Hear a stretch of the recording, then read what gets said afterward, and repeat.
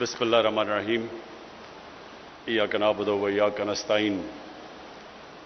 جناب chief minister Punjab Usman Buzdar, federal ministers, member of parliament, provincial ministers, میرے کسانوں کے ریپرزینٹیٹیوز، کیونکہ سارے تو کسان نہیں آ سکتے. 28 لاکھ ہیں کسان، نہیں 70 لاکھ، 83 لاکھ ماشاءاللہ ہمارے ملک میں کسان ہیں، جو بہت بڑی اس ملک کا احساس ہے. اور یہ جو سارا آج ہم نے پروگرام کیا، اس کا مقصد ہی ایک پیغام دینا ہے کہ یہ ملک اپنے 83 لاکھ کسانوں کی مدد جب کر گیا تو ملک اٹھ گیا.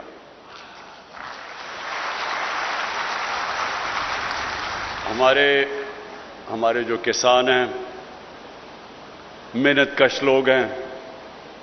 بالکل اس نے جمشید چیمہ نے صحیح بات کی کہ ایک مہم چلی ہوئی تھی کہ بڑے جاگیردار اور جاگیرداروں نے ملک تباہ کر دیا، اور اس سے لوگوں کو جو شہر میں رہتے ہیں لوگ، وہ تو فرق ہی نہیں کر سکتے جاگیردار اور کسان میں. 26,000 سارے ملک میں وہ لوگ ہیں جن کی زمین 125 ایکڑ سے زیادہ ہے. 26,000. تو جب لوگ کہتے تھے کہ جی جاگیردار ٹیکس نہیں دیتے، انہوں نے یہ کیا اور وہ کیا اور لوگوں پہ ظلم کیا، تو وہ یہ نہیں ریئلائز کرتے کہ وہ تو 26,000 سے بھی کم ہے.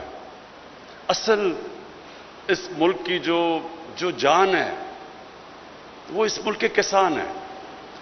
اور مجھے بڑی خوشی ہوئی، مجھے آج 2 بڑی چیزوں سے خوشی ہوئی. ایک تو یہ خوشی ہوئی کہ تحریک انصاف کے دور میں سب سے بہترین ہم نے اپنے جو محنت کش کسان ہیں، جو سب سے زیادہ محنت کرتے ہیں، ان کی کسانوں کے پاس اضافی 1100 ارب روپیہ مزید گیا.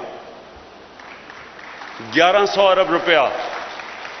اور یہ اس لیے گیا کہ سب سے پہلے جو کسان گنا اگاتے ہیں، ہم نے دیکھا کہ وہ بیچارے، جو ہم دیکھتے آئے کہ کیونکہ طاقتور اس ملک میں شوگر مل والے ہیں، تو کیونکہ ہمارے ملک میں قانون کی بالادستی نہیں رہی، طاقت کی بالادستی رہی ہے، طاقت کی حکمرانی رہی ہے، قانون کی حکمرانی نہیں رہی.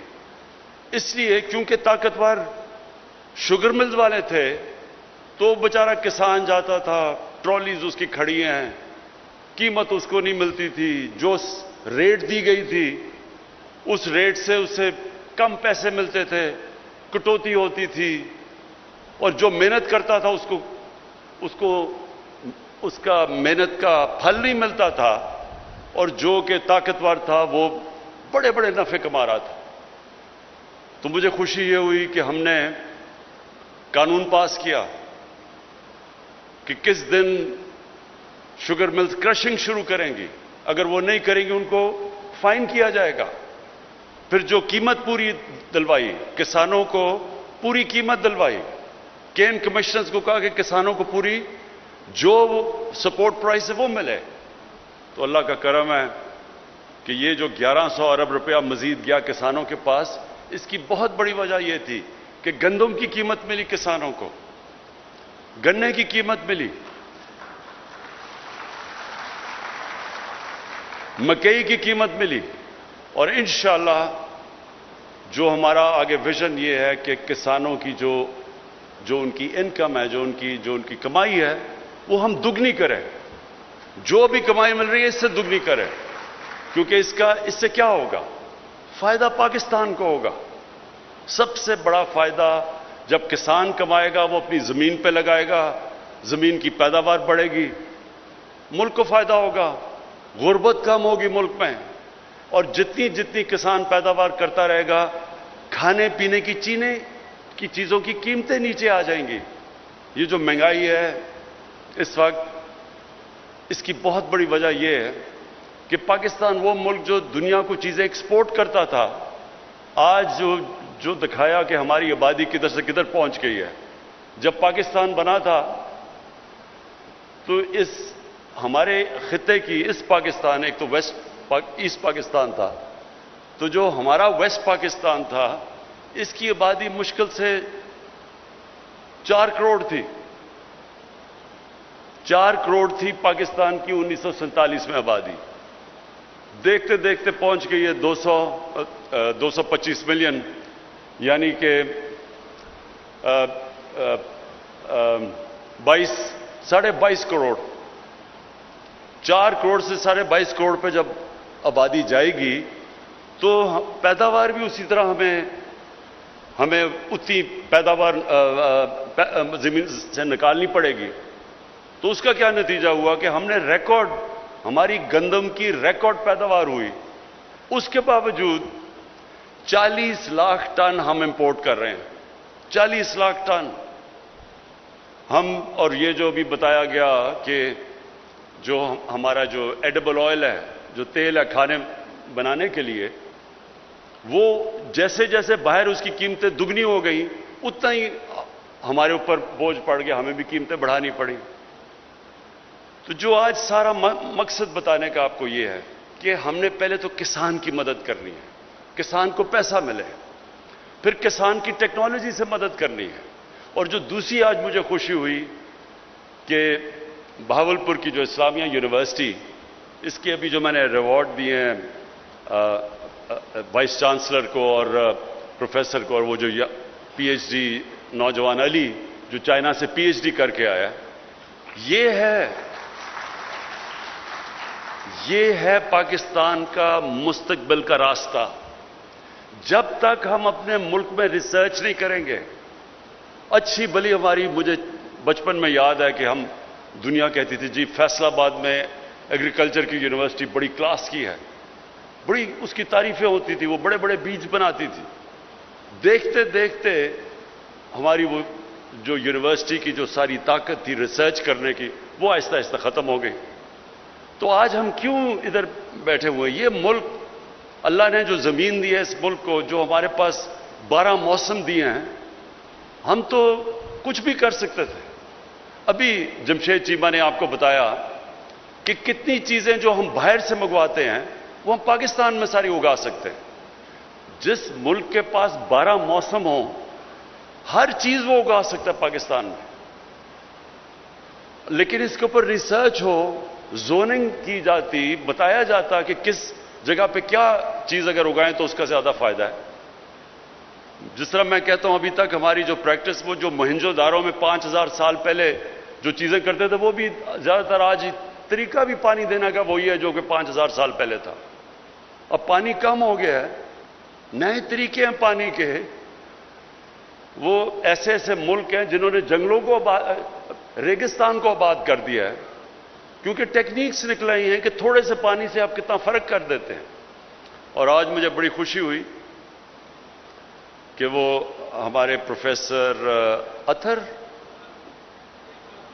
جی، پروفیسر اقبال اور وہ نوجوان پی ایچ ڈی علی، ان دونوں نے بڑی اچھی چیزیں بتائی کہ کیسے صرف سائنس کا استعمال کرتے ہوئے، ریسرچ کرتے ہوئے، ہم کیسے زیادہ اپنی وہ جو کاٹن ہے، جو کپاس ہے، اس سے ہم کیسے کیڑوں سے بھی بچا سکتے ہیں، کیڑوں کو مارنے والی دوائیں بھی نہیں لگانی پڑتی، اس کی پروڈکشن بھی زیادہ ہو جاتی ہے، ایک جگہ کے اوپر زیادہ پودے اگا سکتے ہیں۔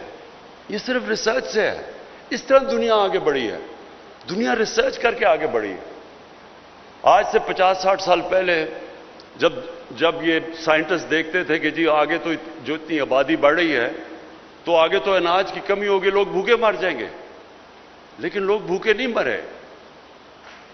اس لیے نہیں مرے کہ سائنس آگے نکل گئی، سائنس نے نئے نئے طریقے نکال لیے، سائنس نے پیداوار بڑھا دی، سائنس نے وہ چیزیں، ہر چیز کا توڑ نکالنا شروع ہو گیا۔